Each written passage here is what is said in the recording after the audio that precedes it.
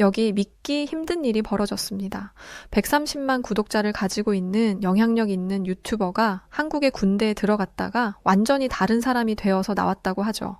세계 군대를 방문하며 촬영하던 그는 한국의 군대에서 북유럽 최강이라던 자국 스웨덴의 군대보다 무려 5배 강하다는 한국 군대의 실체를 직접 목격했다는데요. 그의 영상은 스웨덴 전역을 들썩였고 한국 군인들의 모습에 북유럽 사람들은 경악을 금치 못했다고 합니다. 과연 그에게 무슨 일이 있던 걸까요? 안녕하세요. 저는 루카스 레브그렌이라고 합니다. 현재 저는 28이고 스웨덴에서 여행 유튜버로 살고 있어요. 제 채널은 구독자 130만 명 정도가 보고 계시는 꽤 큰 채널이죠. 저는 원래 사람 사는 모습, 그 중에서도 특히 다른 나라의 평범한 일상을 관찰하는 것을 아주 좋아해요. 여행지에서 흔히 볼 수 있는 화려한 명소보다 그 나라 사람들이 아침에 뭘 먹는지, 어떻게 출근을 하며 일상을 보내는지, 또 휴무날에는 뭘 하는지를 담는 것에 더욱 흥미를 느끼고 있습니다. 제가 한국에 가기로 결정한 이유도 바로 이런 이유였어요. 사실 처음 한국에 갔을 땐 정말 신기한 나라구나 라는 생각이 들었습니다.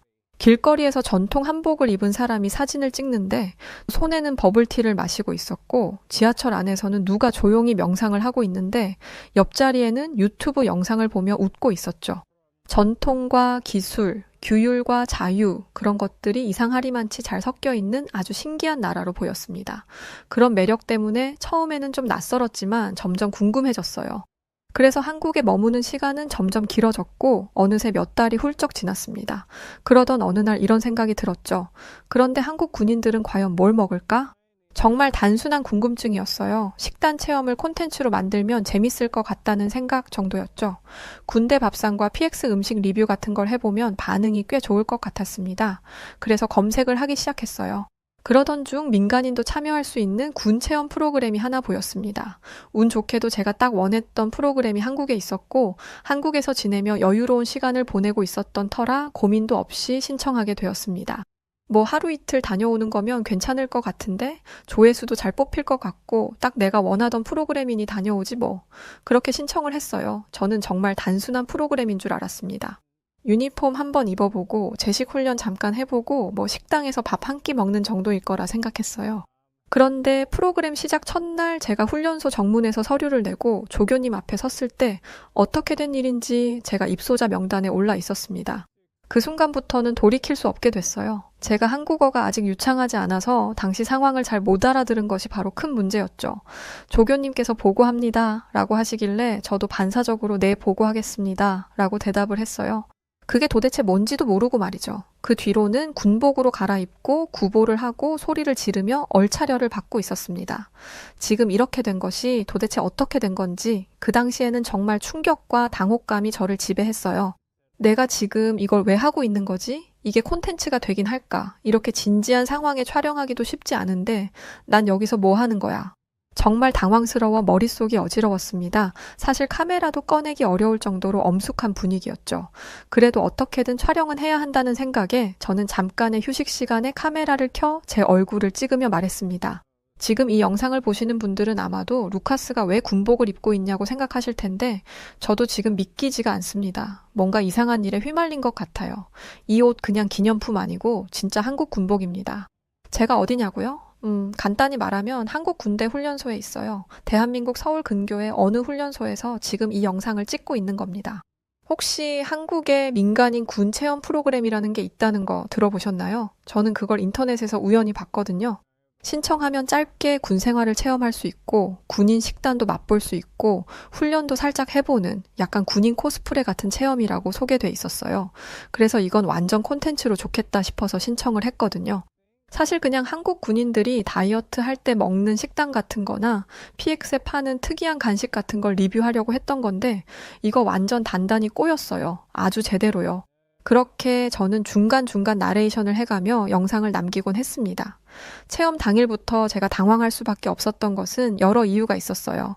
서울에서 차를 타고 한 2시간 정도 달려서 산 중턱 같은 곳에 도착을 했습니다. 입구에서부터 아주 진지한 분위기였죠. 정문에 군인 2분이 딱 서 계시고 버스에서 내리는 순간부터 어깨가 아주 자동으로 펴지기 시작했습니다. 전 솔직히 그때까지만 해도 그냥 꽤나 리얼하다고 생각을 했어요. 그런데 종이 몇 장 쓰고 이름을 대고 줄을 서고 갑자기 입소자 번호 14번이라는 말이 들리더니 군복을 건네주셨습니다. 속으로 생각했어요. 이거 그냥 입어보는 건가? 군복 체험 그런 거겠지? 문제는 바로 그 다음부터였습니다. 군복을 입자마자 바로 집합을 했고 이런 말들이 들려왔죠. 보고합니다. 필승, 정신 차려, 입소자. 저는 한국어가 서툴기도 한데 저런 말들은 더욱 생소해서 정신을 차릴 수가 없었습니다. 정말 한국 군인들이 먹는 밥만 먹고 갈 줄 알았는데 완전 군장하고 구복까지 하기 시작했어요.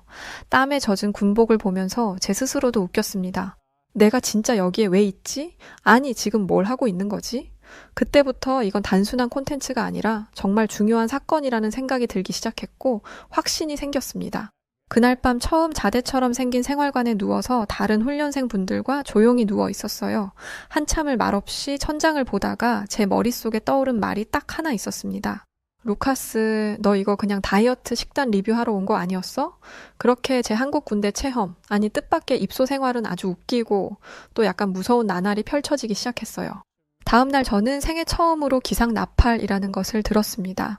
뭐랄까 정말 화들짝 놀라 심장이 멈추는 느낌으로 아침을 맞이했어요. 인생 전체가 잠깐 멈추는 기분도 들었습니다. 새벽 5시 30분경 아주 정확한 시간에 울려 퍼지는 금관악기 소리에 주변 사람들이 동시에 일어나 침대에서 튕겨 나가기 시작했죠. 그런데 저는 영문을 알지 못해 내내 멍하니 앉아 있었습니다. 바로 그때 옆자리 훈련생분이 조용히 말하셨어요. 루카스 씨 지금 늦으시면 얼차려 받을 수도 있어요. 얼른 준비해요. 서둘러야 해요.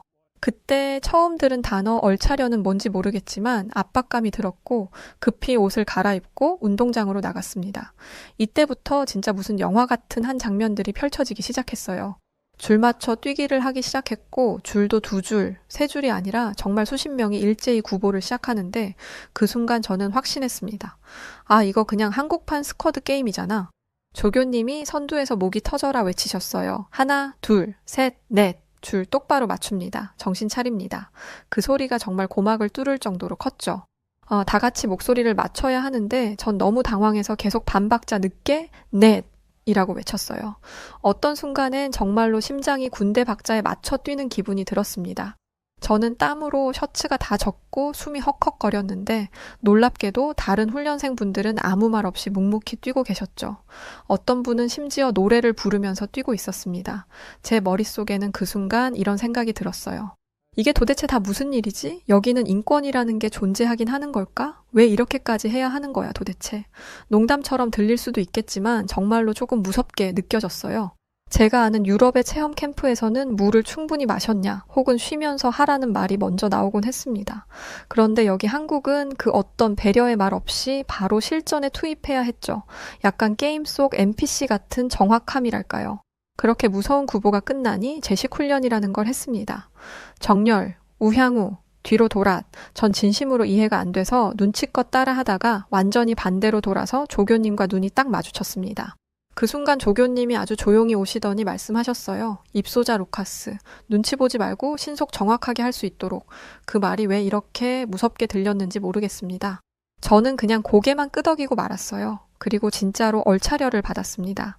땅바닥에 엎드려서 팔굽혀펴기를 하는데 이건 한국 군대의 현실을 제대로 맛볼 수 있었죠. 저는 그때 혼잣말처럼 중얼거렸습니다. 저 그냥 밥 리뷰 한번 하려고 왔다가 이게 무슨 고생이야. 도대체 언제 끝나는 거야. 그래도 130만 구독자를 보유한 유튜브로서의 본능을 저버릴 수는 없었어요. 점심시간에 몰래 카메라를 켜봤습니다. 잠깐 훈련소 한 구석에서 브이로그를 찍으려다가 바로 뒤에 있던 조교님과 눈이 딱 마주쳤어요.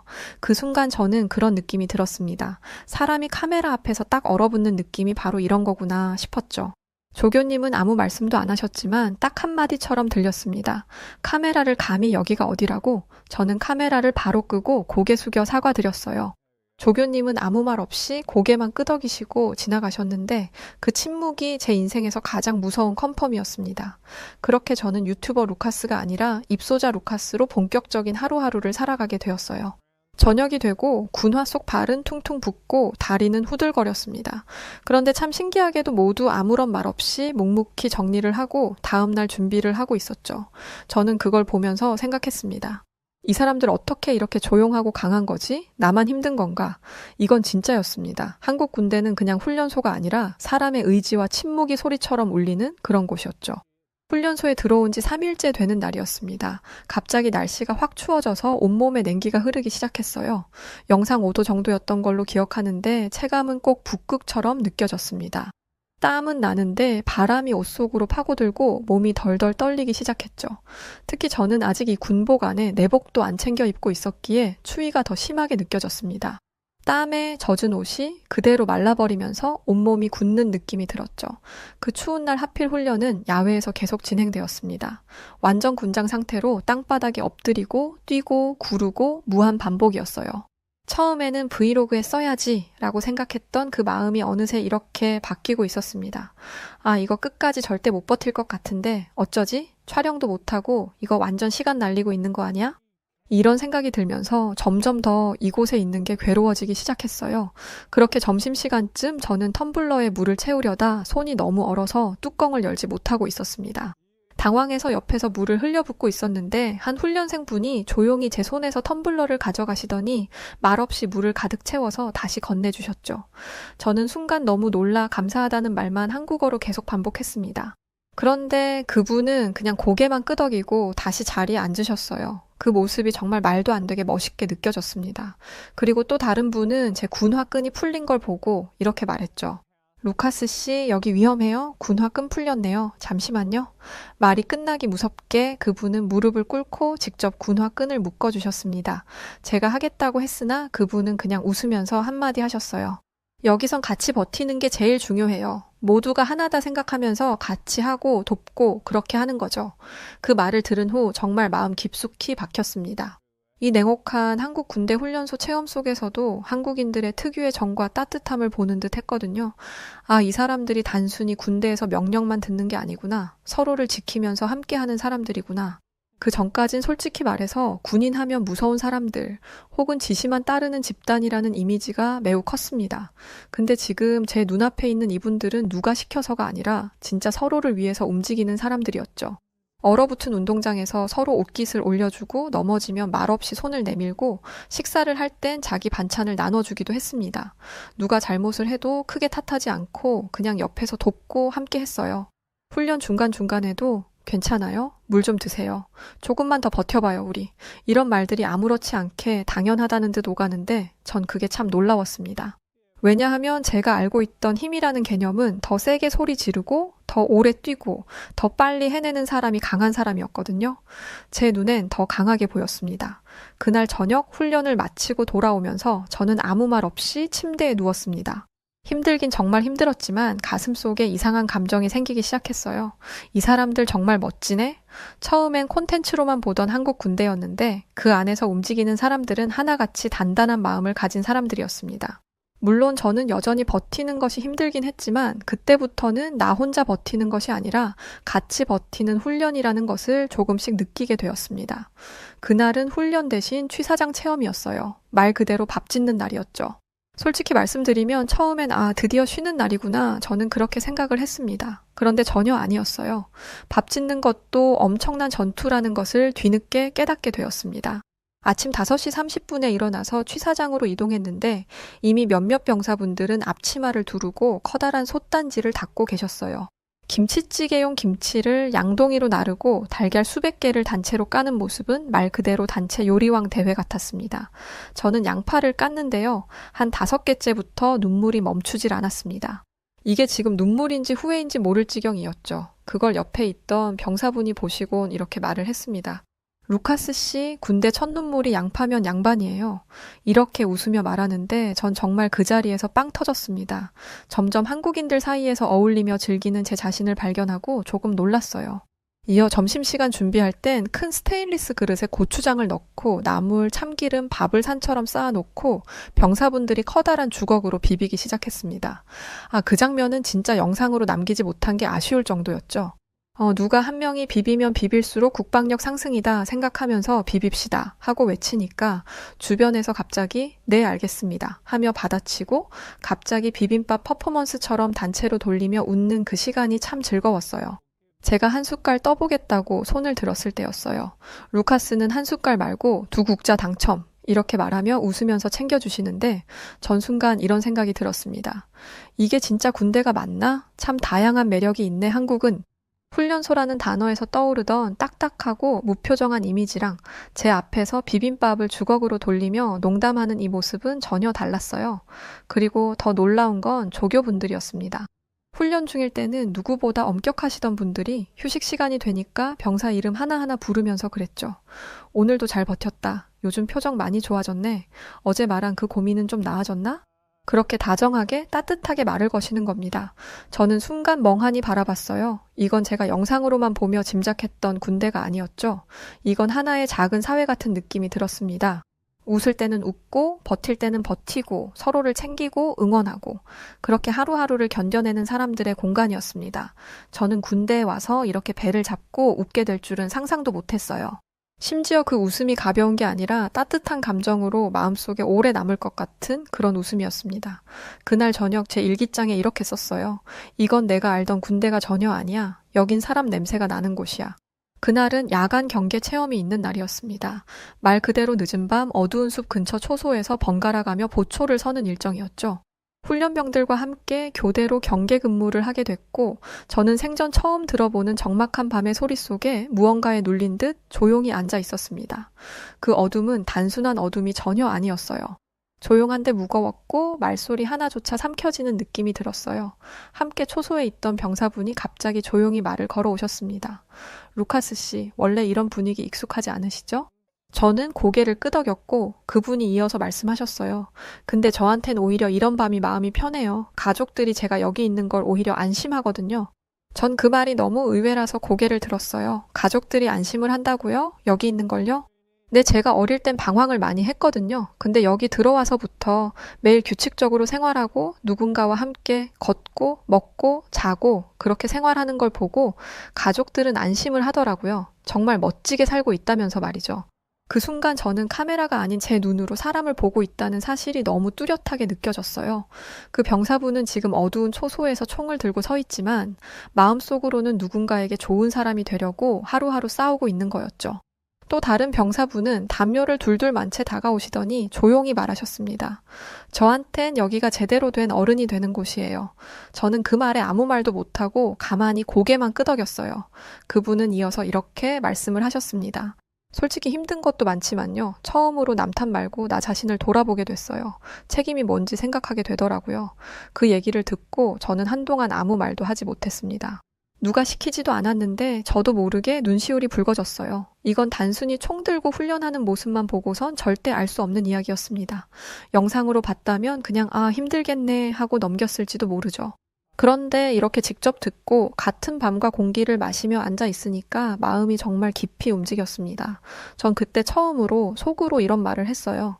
이 사람들은 그냥 군인이 아니야. 나라를 지키는 것도 맞지만 자기 자신과 싸우는 사람들이야. 군인이라는 단어가 그날 이후로 완전히 다른 의미로 제게 새겨졌습니다. 그 조용한 초소에서 아무도 몰랐겠지만 전 그날 제 여행 중 가장 깊고 조용한 감동을 받았어요. 그러나 아무리 생각해도 힘들긴 했습니다. 그래서인지 정말 어리석은 생각을 했죠. 사실 도망치려고 했었어요. 몰래 조용히 아무 일 없던 척하면서 말이죠. 훈련은 갈수록 더 힘들어졌고 몸이 힘든 것도 힘든 거였지만 그보다도 제가 왜 여기에 있는가 하는 생각이 머리를 떠나질 않았습니다. 저는 군인이 아니고 유튜버였죠. 그저 한국 문화 체험하러 온 여행자였고요. 이 훈련에 제 실수로 들어왔다는 것을 아무도 모르지 않았습니다. 그래서 문득 이런 생각이 들었습니다. 막말로 내가 이렇게까지 버텨서 얻을 게 뭐야? 솔직히 이렇게까지 버틸 이유가 과연 나한테 있을까? 그날은 새벽 훈련까지 겹쳐서 다리가 정말 후들거리고 정신도 몽롱했어요. 저는 샤워실로 가는 척하며 몰래 생활관 복도를 빠져나왔습니다. 몰라, 그냥 나가자. 솔직히 누가 내 탓을 하겠어. 그렇게 복도 끝까지 조심히 걷고 있었는데 바로 그때 저보다 조금 앞쪽에서 조교 한 분이 조용히 벽에 기대어 있는 것이 보였습니다. 순간 저는 얼어붙었어요. 그분은 그런 저를 보자마자 딱히 놀라지도 화내지도 않으셨죠. 오히려 웃지도 않으셨고 그냥 차분한 목소리로 이렇게 말씀을 하셨습니다. 지금 포기해도 돼요, 루카스 씨. 하지만 당신은 지금까지 정말 잘하고 있었는데 참 아쉽네요. 저는 정말 당황했습니다. 들켰다는 부끄러움보다도 포기해도 된다는 말이 너무 뜻밖이었죠. 그 말을 듣는 순간 제가 무슨 표정을 지었는지도 모르겠더라고요. 마음 안쪽이 갑자기 툭 하고 무너졌습니다. 그동안 저는 외국인이니까, 체험이니까, 실수로 왔으니까 라는 이유를 계속 만들며 합리화를 했습니다. 스스로 책임지지 않아도 되는 사람으로 제 자신을 변명하고 있었던 것 같아요. 그런데 조교님의 그 말, 잘하고 있다는 말은 그 모든 변명을 한순간에 지워버렸습니다. 저도 모르게 입이 먼저 열렸어요. 나 진짜 잘하고 있는 건가요? 정말인가요? 그분은 고개를 천천히 끄덕이셨고 저를 향해 다가오지도 등을 돌리지도 않고 그 자리에 조용히 서 계셨습니다. 그 침묵은 어떤 말보다 따뜻했어요. 그리고 그 자리에서 저는 정말 참으려고 했는데 눈물이 흘렀습니다. 크게 울지도 않았고 흐느끼지도 않았지만 그냥 조용히 눈물이 흘렀어요. 세상에 제가 한국 군대 복도 한가운데서 눈물을 흘릴 줄은 몰랐습니다. 근데 그게 너무 이상하거나 창피하진 않았어요. 오히려 그 순간 제가 진짜로 이 안에 들어와 있었다는 걸 처음으로 인정하게 됐습니다. 그 이후로 전 훈련을 버틴다기보다는 지켜낸다는 마음으로 임하게 됐어요. 훈련이 달라진 건 아니었지만 제 마음은 완전히 달라졌죠. 마지막 날 아침이 밝았습니다. 솔직히 말씀드리면 전 그날이 마냥 반갑진 않았어요. 힘든 훈련이 끝나서 기쁠 줄 알았지만 마음 한켠이 이상하게 허전했죠. 며칠 전만 해도 오늘만 지나면 나간다고 생각했는데 막상 나갈 시간이 다가오니 이 사람들과 헤어진다는 것이 아쉬웠습니다. 수료식이 시작됐어요. 간이 천막 아래 다들 정렬된 상태로 서 있었고 조용한 긴장감 속에 한 명 한 명 수료증을 받았습니다. 이어 제 이름도 불렸죠. 레브그렌 루카스. 한국식으로 불려서 순간 피식 웃음이 났어요. 처음에는 입소자로 잘못 들어온 거였는데 이제는 저도 수료자로 인정을 받은 것이죠. 그리고 마지막 순서로 간단한 인터뷰 시간이 있었습니다. 이번 훈련을 마친 소감과 한마디를 해주실 수 있나요? 저는 처음엔 카메라를 꺼내려다가 잠시 망설이고는 결국 꺼내지 않았어요. 그 순간만큼은 영상 콘텐츠라 아니라 정말 진짜 제 마음을 제 목소리로 전하고 싶었습니다. 처음에 저는 이 훈련을 단지 하나의 경험으로 생각했습니다. 유튜브 영상, 특별한 이야깃거리, 그런 걸 기대했어요. 그런데 여기서 만난 여러분은 단순히 군인이 아니었습니다. 여러분은 버티는 사람들이었고 서로를 살피는 사람들이었고 제가 본 그 어떤 나라 사람들보다 더 따뜻한 사람들이었습니다. 저는 그동안 한국이 빠르고 똑똑하고 기술이 좋은 나라라고 생각했어요. 그런데 지금은 생각이 달라졌습니다. 이 나라의 진짜 얼굴은 여러분이에요. 여러분 같은 사람이 한국을 만들고 있다고 생각합니다. 그 말을 하면서 제 목소리가 조금 떨렸던 것 같습니다. 고개를 숙이는데 옆에 서 있던 병사 한 명이 조용히 제 등을 두드려줬어요. 그리고 누군가 장난스레 말했습니다. 이제 루카스도 우리 분대원이야. 저는 그 말을 듣고 한참 웃었고 정말 행복하게 웃었어요. 인터뷰가 끝나고 다 같이 사진을 찍었습니다. 포즈를 맞추던 중에 누가 먼저랄 것도 없이 저를 끌어안았어요. 저도 모르게 껴안았고 한 명씩 자연스럽게 다 같이 서로 포옹하게 됐습니다. 웃는 사람도 있었고 조용히 눈물 고인 눈을 돌리는 사람도 있었고 그냥 가만히 서 있기만 한 사람도 있었어요. 저는 그 순간을 절대 잊지 못할 것입니다. 그건 단순한 훈련의 끝이 아니라 제가 이들과 함께한 시간의 의미가 확인되는 순간이었으니 말이죠. 제가 이 며칠 동안 만난 사람들, 그들은 제가 생각했던 강한 사람의 정의를 바꿔놓았습니다. 몸이 세고 목소리가 크고 그런 것이 아니라 말없이 버티고 함께 걷고 서로를 챙기는 사람들의 모습은 스웨덴에서는 전혀 볼 수 없는 광경이었죠. 정말 다시 스웨덴으로 돌아가는 날이 오지 않을 거라 생각했는데 지나고 보니 꽤 빠르게 흘렀더라고요. 그렇게 인천공항 출국장에서 저는 마지막 브이로그 영상을 찍고 있었습니다. 여러분 안녕하세요. 루카스입니다. 지금 저는 한국을 떠나기 직전이에요. 그런데 이번 영상은 평소랑 조금 다를 겁니다. 전 처음엔 그저 한국에 재미있는 에피소드 하나 만들겠다는 마음으로 한국 군 체험에 참여했었습니다. 스웨덴 군대는 자율성이 강하고 훈련도 비교적 부드러운 편이죠. 그에 비해 한국 군대는 조금 딱딱하고 무섭다는 느낌을 더욱 강하게 받았습니다. 그런데 한국에서 며칠을 보내면서 저는 전혀 예상하지 못한 것들을 하나씩 느끼게 됐어요.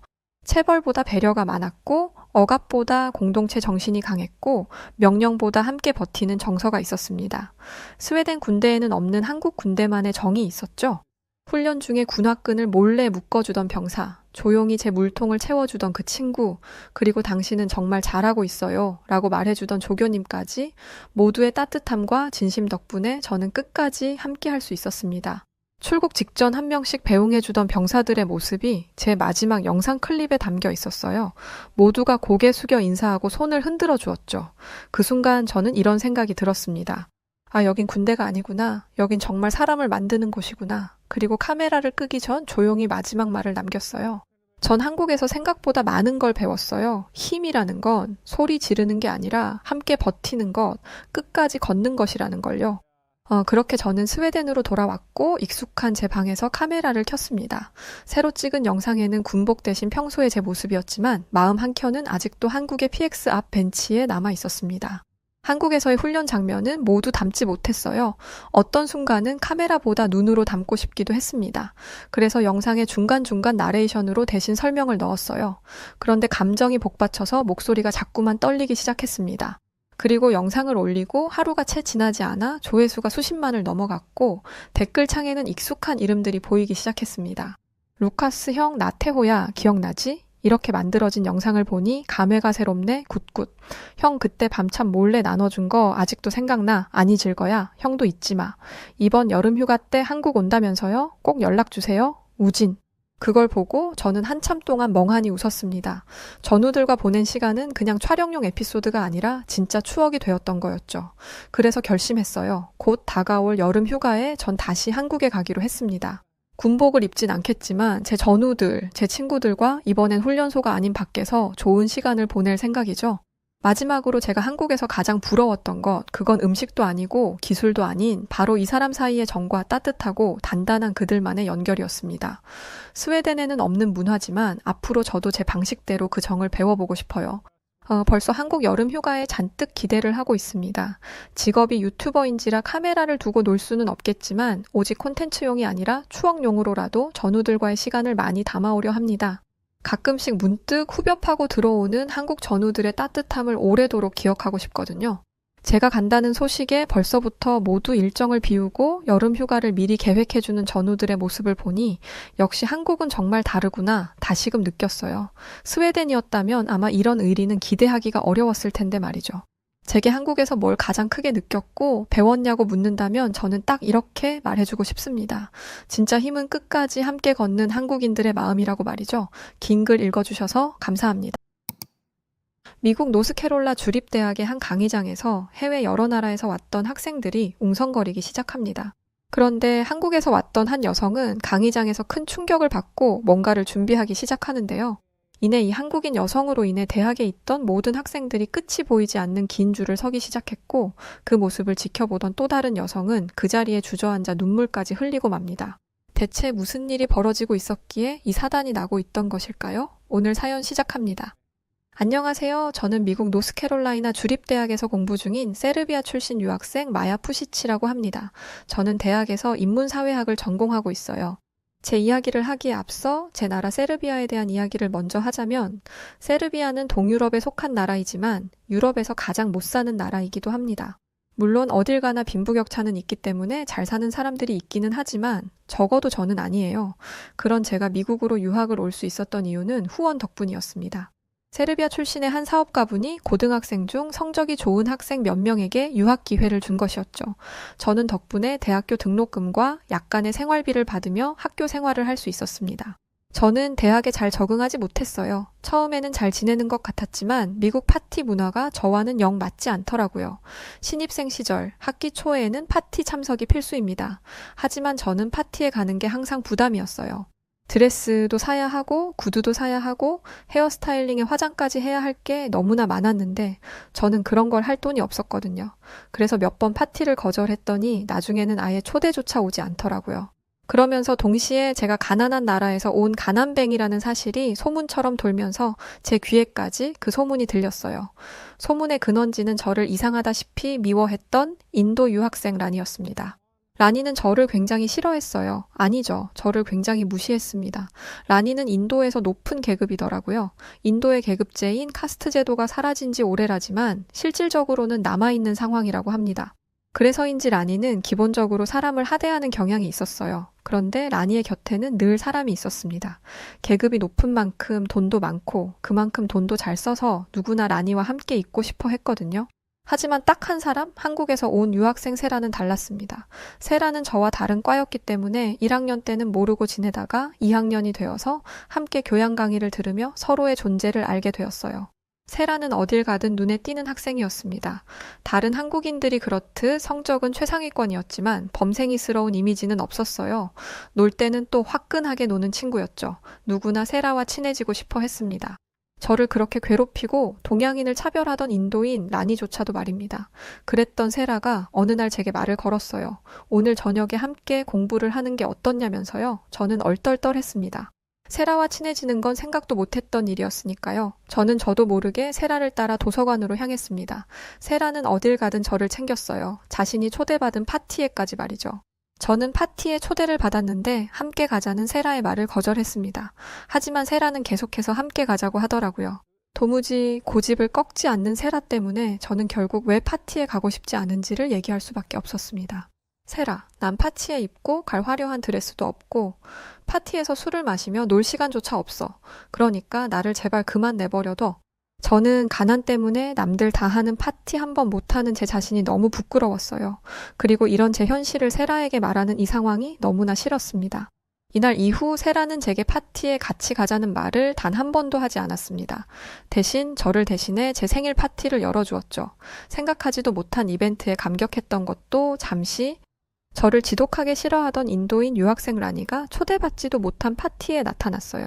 물론 라니는 초대받지 않고 가도 환영받는 존재이기는 했습니다. 라니는 제 생일 기념 파티임에도 불구하고 저를 투명인간 취급했어요. 그러고는 한국에서 왔던 세라에게 다가가더니 왜 이런 쓸데없는 일을 하냐고 묻더라고요. 아니 정말 궁금해서 그래. 진짜 순수한 궁금증이야. 왜 저런 애를 데리고 다니는 거야? 너 같은 애들은 나나 잘 사는 부잣집 미국 애들이랑 지내는 게 훨씬 이득하냐? 그러더니 은근슬쩍 습관적인지는 모르겠지만 한국에서 왔던 세라에게 마저도 슬쩍 까내리는 듯한 말을 했습니다. 솔직히 나 옐로 스킨들은 안 끼워주는 거 알지? 그런데 너라서 끼워주는 거야. 너는 일개 아시안들과는 좀 다르게 똑똑한 편이니까. 알겠지? 이 얘기를 꺼내는 순간 주변이 조용해졌습니다. 라니가 인종차별주의자라는 건 모두가 알고 있었지만 이렇게 대놓고 피부색을 논한 건 처음이었거든요. 게다가 자기도 따지고 보면 아시안이면서 모든 아시안들을 자신보다 아랫사람 보듯 취급했잖아요. 마치 자신은 다른 아시안들과 다른 특별한 존재라고 말하는데 듣기가 거북했습니다. 하지만 주변 분위기가 가라앉은 것도 모르고 떠드는 라니에게 직접적으로 항의하는 사람은 없었습니다. 라니의 말은 미국 사회에서 매장당해도 이상하지 않을 수준이었는데도 말이죠. 그런데 그때 딱 한 사람이 라니의 말에 강하게 반응했습니다. 그건 바로 한국에서 왔던 세라였어요. 너 지금 뭐라고 말했어? 항상 생글생글 웃던 세라가 정색을 하고 말하니 라니가 움찔하는 게 보였습니다. 세라는 기회를 놓치지 않고 라니에게 말했어요. 세상이 변했어. 네가 살던 인도에서는 아직도 사람을 계급으로 나눌지 모르겠지만 적어도 자유국가인 미국과 내가 온 한국은 달라. 지성인이 맞다면 이 행동이 아주 부끄러운 짓이라는 걸 알아야 해. 그걸 모르겠다면 네 나라로 돌아가서 기초교육부터 다시 받고 와. 알겠니? 평생 예쁘다, 예쁘다 인도에서 공주님 대접을 받고 살았을 라니는 세라의 앞에서 입도 뻥끗 못했습니다. 여기에 세라는 쐐기를 박았어요. 너 이 대학에 왜 온 거야? 굳이 유학까지 온 이유는 좀 더 글로벌한 곳에서 세상을 보는 시야를 넓히기 위해서가 아니야? 적어도 나는, 그리고 네가 무시한 마야는 그러기 위해서 왔어. 아마 다른 유학생들도 그렇겠지. 세라가 주변을 돌아보니 이제야 주변에서 웅성거리는 소리가 나더라고요. 대부분이 저와 같은 유학생이었습니다. 그런데 너는 그런 데는 관심 없고 네 부모가 가진 돈 자랑이나 하면서 편 가르기나 하고 있지. 공주님 놀이를 하려면 인도로 돌아가는 게 어때? 라니는 무슨 할 말이 있는지 세라에게 반박하려는 듯 입을 벌렸지만 자신을 둘러싼 사람들의 눈을 발견하고는 아무 말도 못하고 얼빠진 얼굴을 하고는 자리를 피해 도망갔습니다. 라니의 인종차별적인 발언에 충격을 받은 사람들과 그간 말은 안 했지만 라니를 아니 꼽게 보던 사람들이 눈총을 보냈기 때문이었죠. 저는 세라에게 너무나 큰 감동을 받았습니다. 저를 위해서 목소리를 내준 세라에게 뭐든지 해주고 싶어졌어요. 그렇게 다음 날이 되었고 저는 세라에게 더더욱 감사한 마음을 가지게 되었습니다. 여느 때와 다름없이 조용히 강의실에 들어갔는데 누군가가 제게 인사를 걸더라고요. 지금까지 인사를 해주는 사람은 세라뿐이었는데 깜짝 놀라서 고개를 들어보니 제 생일 파티에 왔던 사람 중 한 명이었습니다. 어제는 상황이 그렇게 흘러가서 인사 못했는데 늦었지만 생일 축하해. 그러자 그 친구 주변으로 모두가 생일 축하해 라든지 초대를 받았으면 당연히 갔을 텐데 아쉽다 라는 등의 말을 했어요. 솔직히 이제야 이렇게 행동하는 모습이 가증스럽게 느껴졌지만 세라의 생각은 달랐습니다. 세라는 여전히 차별이 존재한다는 건 인정해야 하는 사실이고 그런 차별적 시선을 피할 수 없다면 그것을 깨부수는 사람이 되어야 한다고 가르쳐 주었죠. 저는 세라의 어른스러운 생각에 감탄했습니다. 그리고 세라와 함께 하는 것이 무조건 이득이라는 걸 확실히 깨달았죠. 그렇게 학업과 아르바이트를 병행하며 공부를 하고 있는데 고향인 세르비아에서 안 좋은 소식이 전해졌어요. 집안 사정이 어려워져서 그동안 보내오던 약간의 생활비도 보내주지 못하게 됐다는 것이었죠. 다른 유학생들이 집에서 받는 용돈에 비하면 모래알 만큼 적은 돈이었지만 그것도 제게는 큰 도움이 되었습니다. 유학 간 딸 공부시키겠다고 없는 살림을 쪼개고 쪼개 용돈 하라며 보내고 계시던 부모님이었기에 원망할 수도 없었어요. 부모님이 보내주시던 용돈을 충당하려면 아르바이트 시간을 늘려야 했는데 그렇게 되면 학업이 불가능한 상황인지라 결국 저는 생활비를 줄이기로 했습니다. 가장 쉽게 줄일 수 있는 게 식비였어요. 그래도 하루에 한 끼 정도는 제대로 된 식사를 할 수 있었는데 이젠 그마저도 어려웠죠. 그래서 얄궂은 샌드위치나 먹으며 생활했습니다. 가끔 여유가 조금 생기면 파스타면에 시판 토마토 소스를 부어서 토마토 파스타 정도는 먹을 수 있었죠. 베이컨이나 치즈 같은 건 조금도 안 들어간 면에 소스 조금 묻힌 요리일 뿐이었습니다. 그러던 중 마트에서 샌드위치를 팔던 위치에 샌드위치가 사라진 거예요. 대신 은박에 쌓여있는 무언가만 놓여 있었죠. 이름을 물어보니 김밥이라고 하더군요. 어떻게 생긴 건지 본 적도 없고 은박에 쌓여 있는 게 불안했습니다. 그거야 당연한 게 지금까지 먹어왔던 샌드위치는 항상 랩에 쌓여 있었으니까요. 제가 주저하는 게 보이자 가게 주인은 한번 먹어보라며 김밥을 강력 추천했습니다. 지금 안 사가면 다른 사람들이 채간다면서요. 하루에 200개가 넘게 팔린다는데 대체 이게 뭐길래 그렇게 많이 팔리는지 궁금하기는 하더라고요. 그런데도 제가 고민을 하자 가게 주인은 한번 먹어나 보라며 공짜로 김밥을 주었습니다. 저는 집에 와서 김밥을 펴보았어요. 그런데 생전 처음 보는 비주얼의 음식이 있더라고요. 하나 집어보니 검은색 껍데기 같은 거에 밥과 야채가 가득 들어 있었습니다. 두려운 마음 반 기대 반을 가지고 한 입 먹어봤는데 저는 하루에 200개가 넘게 팔리는 이유를 바로 알 수 있었습니다. 너무 맛있었어요. 겨우 이 김밥이 2달러도 안 된다니 샌드위치랑은 비교도 안 될 정도로 맛있었습니다. 게다가 여러 채소까지 들어가 있으니 영양면에서도 훨씬 낫더라고요. 저는 그날 후로 샌드위치 대신 김밥을 사 먹었습니다. 그러던 어느 날 세라가 왜 매일같이 김밥을 먹는 거냐고 물어보는 거예요. 저는 세라에게 너도 김밥을 아느냐? 라고 물었습니다. 그러자 세라가 깔깔 웃으며 김밥은 한국 음식인데 몰랐냐고 하는 게 아니겠어요? 사실 김밥이 어느 나라 음식인지 전혀 몰랐습니다. 스시집에서 파는 스시롤이랑 비슷하게 생겼길래 일본 음식이 아닐까라는 추측만 있었어요. 그런데 이게 김밥이라니 세라는 한식의 세계에 온 것을 환영한다고 말하며 다른 한식도 도전해보는 게 어떻겠냐고 하더라고요. 하지만 저는 애써 웃으며 거절했습니다. 김밥이야 저렴하게 파니까 그렇다 쳐도 다른 음식은 비쌀 게 뻔하니까요. 미국 외식값은 입이 떡 벌어질 정도로 비싸기 때문에 식당에서 밥 먹는 건 상상도 못할 일이었습니다. 저는 그날 처음으로 제 사정을 세라에게 이야기했어요. 부모님이 보내주시던 약간의 용돈도 끊어져서 사정이 어렵다고 말이죠. 이 얘기를 들은 세라는 또다시 깜짝 놀랄 만한 계획을 세웠습니다. 바로 저를 위해 한국 음식을 한 상 가득 차려준 것이었어요. 대뜸 자기 집에 오라길래 무슨 일인가 싶었는데 이런 서프라이즈가 저를 기다리고 있었던 것입니다. 저는 세라의 집에서 갈비찜이라는 것도 먹었는데 이렇게 맛있는 음식은 생전 처음 먹어봤어요. 처음에는 고기가 까맣길래 탄 건가 싶었는데 알고 보니 그게 소스더라고요. 저는 세라가 만들어준 갈비찜, 잡채, 김밥을 순식간에 해치웠습니다. 이렇게 풍성한 저녁 식사는 아주 오랜만이었어요. 부른 배를 쓰다듬고 있는데 행복하더라고요. 배가 불러서이기도 하지만 저를 위해 시간과 노력을 들여 식사를 대접해준 세라 덕분이기도 했습니다. 사실 이렇게 친구 집에 저녁 식사 초대를 받아본 게 처음이거든요.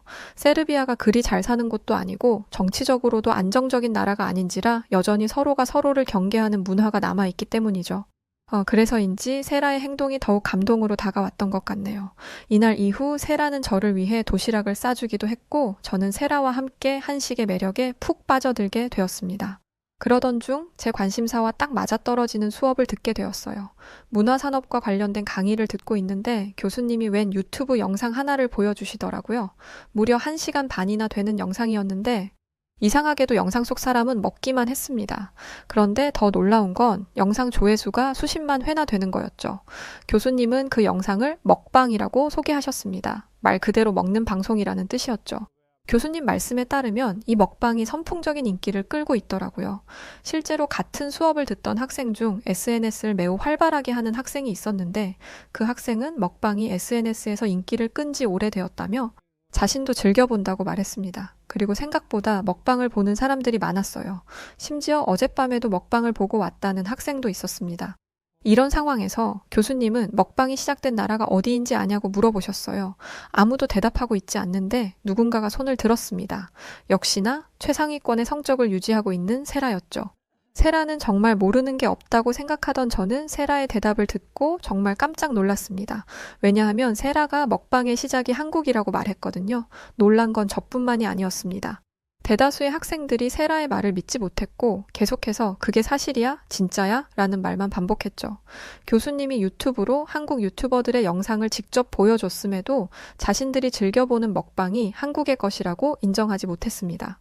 교수님은 이 상황을 지켜보면서 이게 바로 우리가 고쳐야 할 문제라고 말씀하셨어요. 미국인들은 자국에서 유행하는 것들은 모두 미국에서부터 시작된 거라는 이상한 자신감이 있다며 이제는 미국이 전 세계의 트렌드를 이끌어간다는 무조건적인 믿음을 버려야 한다고 말씀하셨습니다. 저는 교수님의 말이 틀리지 않는 말이라고 생각했어요. 실제로 미국인들은 세상의 중심이 미국이라는 생각을 은연중에 가지고 있거든요. 하지만 실상 넷플릭스와 같은 OTT 플랫폼을 휘어잡고 있는 것은 한국이었습니다. 심지어 OTT 플랫폼을 넘어서 유튜브 세계에서마저도 한국의 콘텐츠들이 굉장한 영향력을 가지고 있었던 거죠. 모두가 침묵하자 교수님은 강의를 이어가셨습니다. 그러면서 한국의 음식 이야기가 나왔어요. 교수님은 요즘 학교 앞에서 김밥을 팔고 있는데 혹시 이걸 먹어본 학생들이 있냐고 물어보시더라고요. 당연히 많은 학생들이 손을 들었습니다. 그리고 그들은 김밥이 한국 것이라는 것을 알고 또 한 번 놀랐어요. 다들 저랑 똑같이 일본의 스시롤이라고 생각했거든요. 교수님의 놀라운 말들은 여기서 끝나지 않았습니다. 한국의 K-드라마, 영화, 뷰티 등 한국에서부터 유행하던 것들이 이젠 세계로 뻗어나가 한국의 문화가 세계의 트렌드를 이끌어가고 있다고 말씀하셨죠.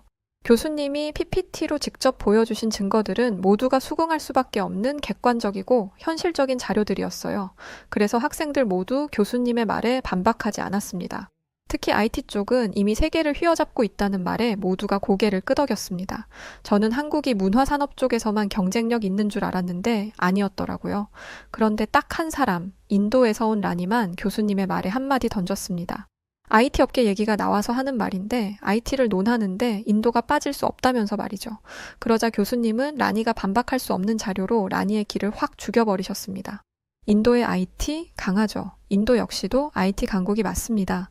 하지만 학생이 놓치고 있는 게 하나 있네요. 학생이 걸고 넘어진 IT는 한국이 가지고 있는 수많은 장점 중에 단 하나일 뿐입니다. 그러자 라니는 지지 않고 교수님의 의견에 반박했습니다. 교수님에게조차 무례한 말투는 덤이었죠. 수많은 장점이 있으면 뭐 해요? 한국은 인도에 비해 인구수도 턱없이 부족하고 자원도 부족하지 않나요? 지금 한국은 지는 해 아닌가요? 우리 인도는 급상승 중인 나라인데 금방 앞서게 될걸요?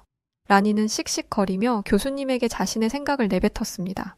그런데 교수님은 라니의 말에 눈 하나 깜짝 안 하셨고 한마디를 하셨는데 라니는 이 말을 듣고는 강의실을 박차고 나갈 수밖에 없었어요. 뭐 자신의 나라를 좋게 보는 거야 있을 수 있겠죠. 하지만 지금 세계 문화 산업의 핵심은 한국이 맞아요. 인도, 잠재력 높은 나라긴 하지만 아직 멀었습니다. 학생이 한번 말해봐요. 인도의 문화 콘텐츠에 대해서요. 라니가 뛰어나간 뒤 세라를 보았는데 속이 다 시원하다는 표정을 짓고 있더라고요. 이날 강의는 모든 학생들에게 진한 인상을 남겼습니다. 세계 문화를 뒤흔들던 미국의 힘이 약해지고 아시아의 작은 나라인 한국이 세계 문화를 뒤흔들고 있다는 게 충격으로 다가왔던 것이죠.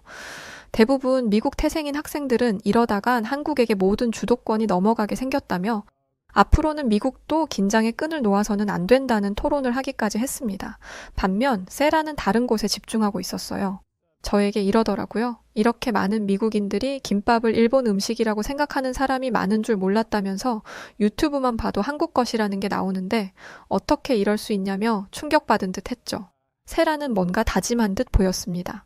한국인으로서 미국 문화에 퍼져 있는 한국의 문화를 한국 문화라고 오해 없이 정확하게 소개하는 게 필요하다고 생각했던 모양이었습니다. 그래서 세라가 추진한 것이 바로 학교 축제에서 한국을 주제로 하는 부스를 운영하는 것이었어요. 세라는 직접 한국에서 물건을 배송받아다가 부스를 준비하는 정성까지 보였습니다. 솔직히 이렇게까지 열심히 안 해도 되는데 세라는 이런 일마저도 진심이더라고요. 물론 저도 세라를 열심히 도왔습니다. 세라가 만든 부스에서는 한국 음식 체험하기, 부채 만들기, 한복 입어보기가 있었습니다. 열심히 준비한 덕에 많은 사람들이 관심을 보였고 학생들은 줄까지 서가면서 한국 문화 체험에 열심이었어요. 먹고 마시는 것도 바쁜 축제 기간에 고작 체험 부스에서 줄을 선다?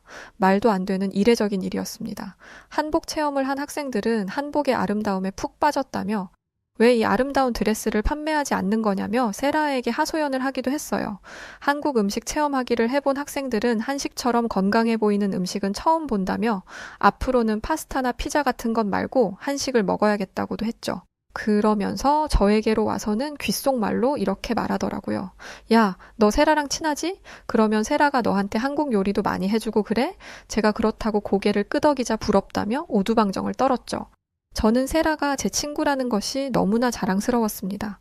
또 동갑이지만 존경스러웠어요. 자신의 나라에 대한 자부심을 가지고 세계 사람들에게 그 문화를 자랑하는 게 결코 쉬운 일은 아니니까요. 그런데 제가 세라에게 존경심을 갖게 되는 또 다른 사건이 생겼습니다. 큰 인기를 끌었던 세라의 부스는 축제 기간에 운영되었던 부스 중 최고 금액을 벌어들였습니다. 그런데 세라는 그 금액의 순이익을 모조리 저에게 주었어요. 저는 대체 뭐 하는 것이냐며 이 돈을 받을 수 없다고 거절했지만 세라는 여느 때와 다름없이 단호했습니다.